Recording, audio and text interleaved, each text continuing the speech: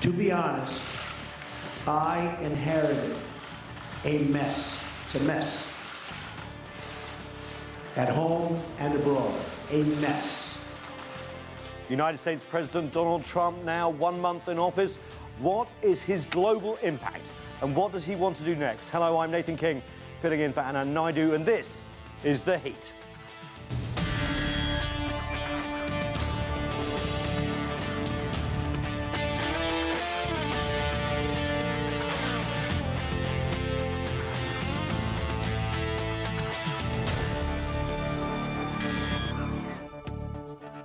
Before he even took office, many predicted that the outspoken and controversial leader would be a very different type of US president.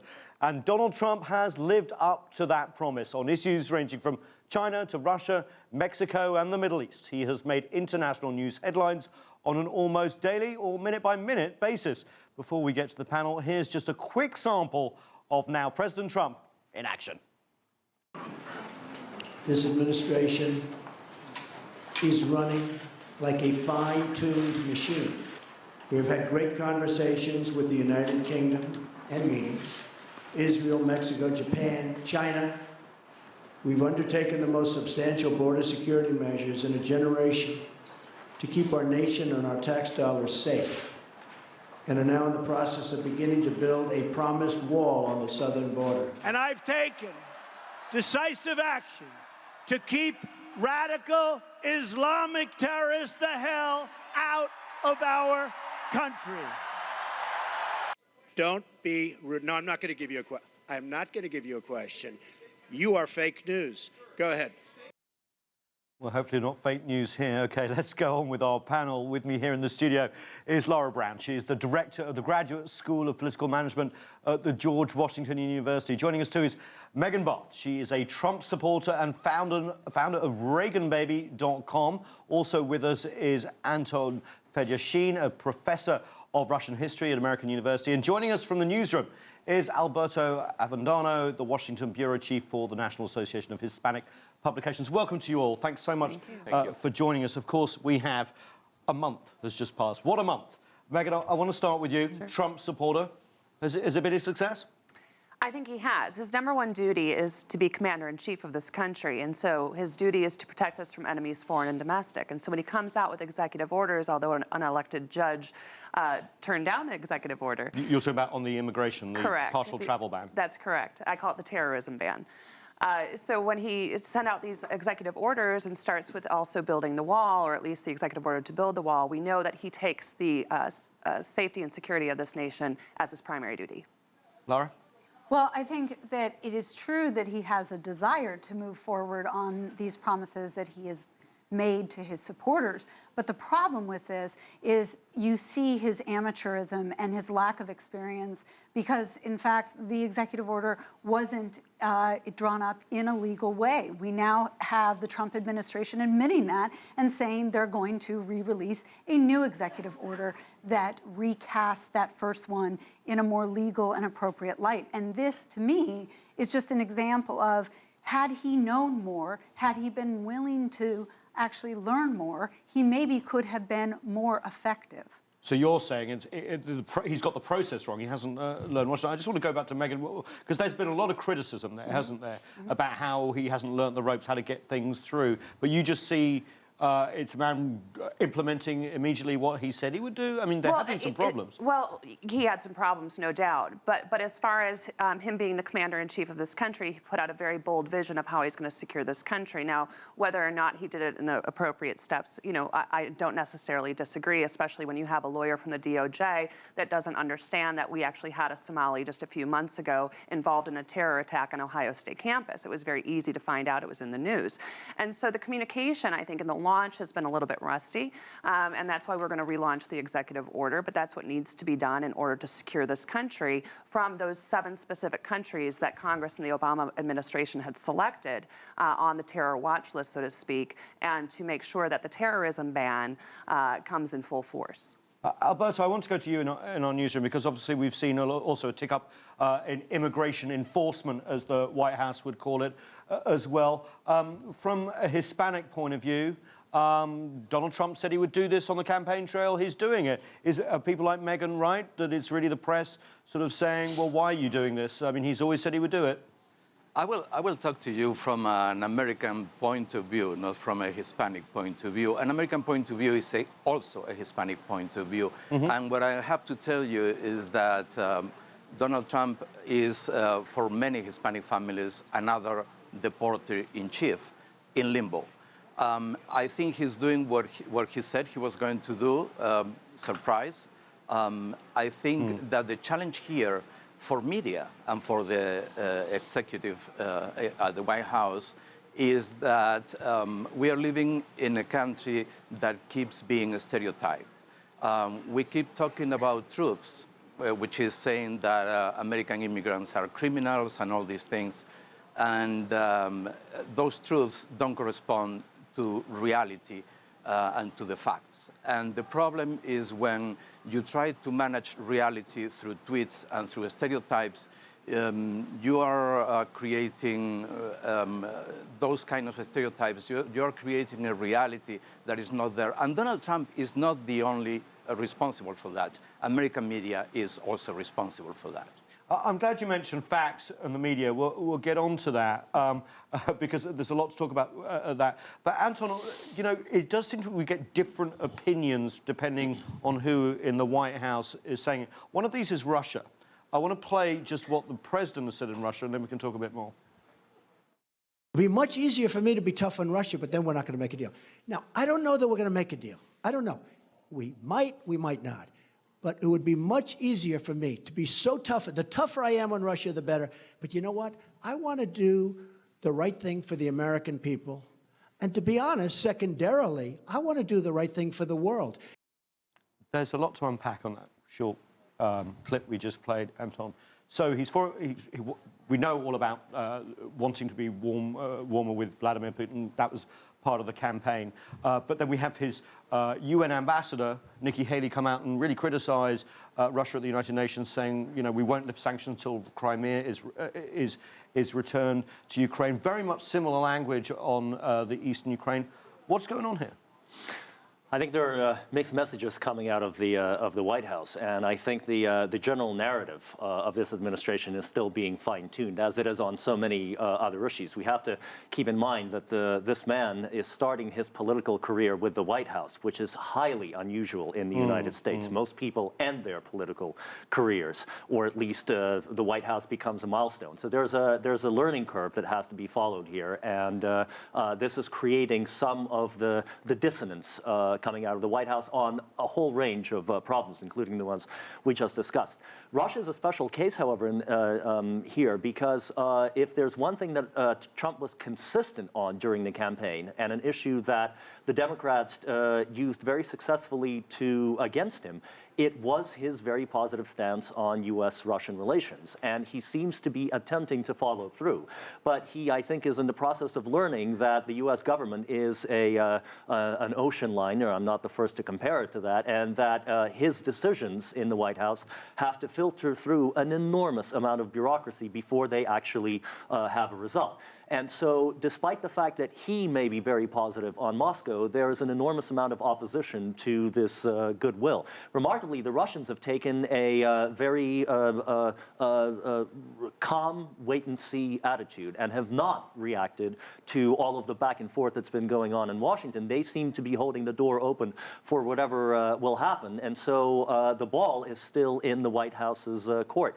I have a feeling we may be looking at something similar to the Nixon and Kissinger presidency, in the sense that whatever the Trump administration attempts to do to repair the relationship with Russia will start very quietly and will happen behind closed doors before they make it public. There's been a lot of talk of a Nixon going to China and Trump going to Moscow. A comparison. Meghan, he lost his national security advisor, Michael Flynn, in 24 days. I think it was a record.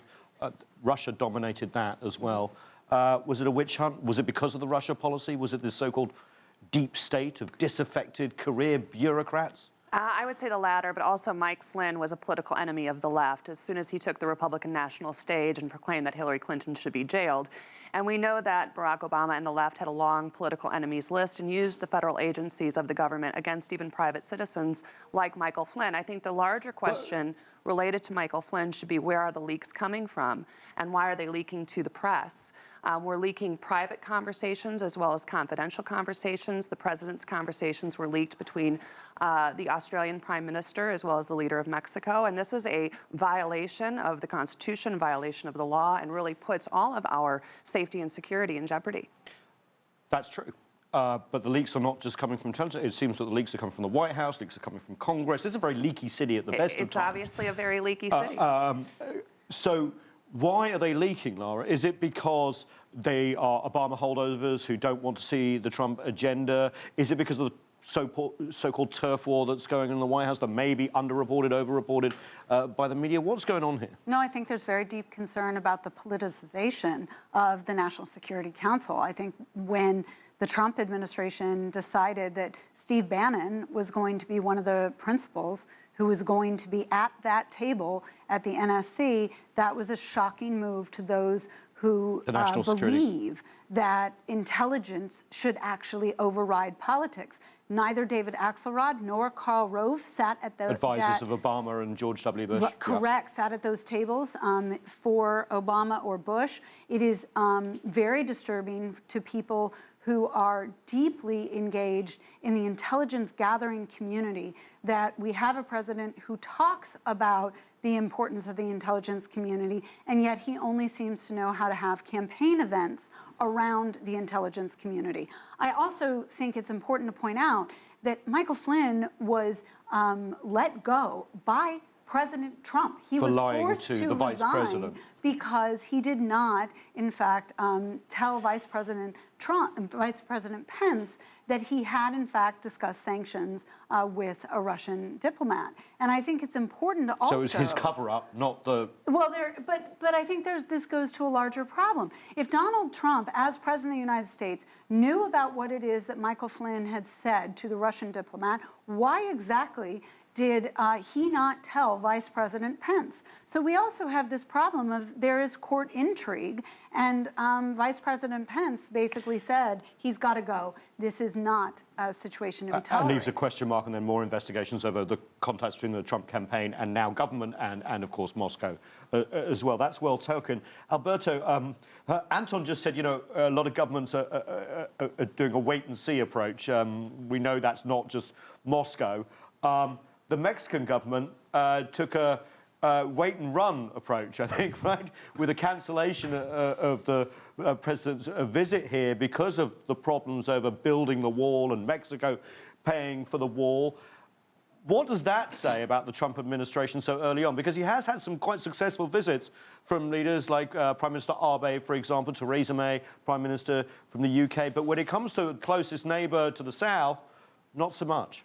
The relationship with Latin America and the relationship specifically with Mexico is something that is still on hold. I mean, I would like to see it develop. You never know with Trump. Trump is a disruptor. Trump is somebody who all of a sudden can start a relationship with those who you would guess they should be his enemies. The wall, for me, is another of these fallacies, of these alternative truths. Walls have been there all the time. A well-beloved President Clinton, well-beloved by Hispanic voters, like President Clinton, built a good section of that wall. The wall is becoming this kind of disruption that Trump loves, so everybody talks about that. The challenge here is the relationship with the South. The challenge here is what this administration is going to do in the relationship with the whole hemisphere. And remember, part of that hemisphere is also a big chunk of the American citizenry.